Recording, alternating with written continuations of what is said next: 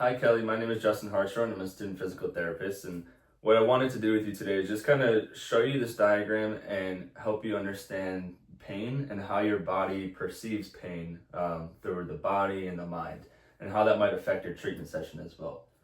All right, so what we have with this diagram here, it just kind of shows you the amount of threshold that our body normally has for pain, right? So we have a lot of room in this diagram, and the way I want you to think about this is as I'm talking to you about it today is like an alarm system, similar to like an alarm system that you would have in your house, right? So this here, there's no threat, right? We step on a nail, for example, right? As soon as we step on that nail, there's a bunch of signals that go through our body. It shoots up to our brain and it shoots off and sets off that alarm, right? Our body has something to do with pain. Something's going on. We got to figure out what it is, right? The moment we remove that nail, what would happen?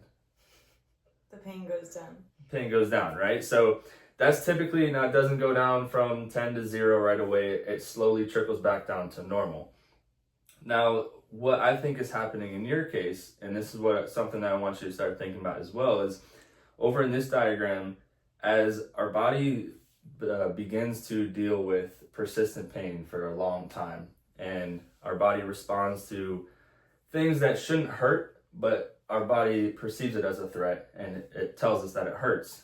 That's over here on this diagram. So there's not a lot of room for that threshold, right? So in this example, it just, our body is increasing in sensitivity to pain, right? So in that same example of a nail, instead of it coming back down to normal slowly, like our body normally should do, it stays heightened, right? So in this example, if something happens, like if I poke you or something, it just has that increased sensitivity to pain to where it's going to set that alarm system off very quickly, right? So a good example to think about is like an alarm system in our home.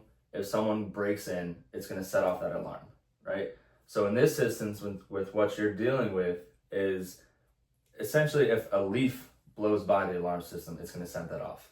So that's how sensitive that your system is in your body, and that's how it's perceiving that pain. Right now, there's a bunch of different things. You went through a lot of trauma. You had a lot of injuries that you sustained, which that physical trauma that we sustained, that's completely normal, and your body's going to respond to that pain. But what we don't think about is the underlying factors as well that are contributing to that pain, right? So psychosocial factors, it could have to do with stress. I know you want to get back to your job. You want to get back to working, back to living that normal lifestyle. Your environmental factors, home lifestyle. So I know you want to get back to living on your own, figuring out something with your sister and going home with your sister as well.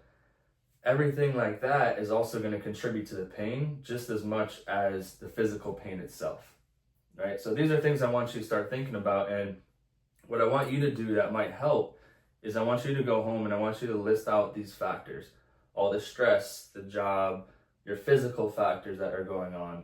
All these things I want you to write down. That way, the next time we see you, before we send you home, we can look at these things and we can start tackling one by one to help bring that pain threshold down a little bit and increase it. So you look more like this graph on the left-hand side, where you got more room before that internal alarm gets set off.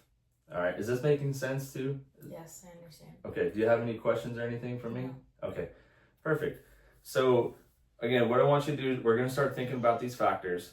We're going to start knocking them down one by one, and hopefully in decreasing that sensitivity that you're experiencing to pain to where something as simple as moving around in a bed doesn't hurt. Something like that doesn't trigger that system automatically. All right. Does that make sense to you? Do you have any questions or anything for me? Nope. Okay, perfect.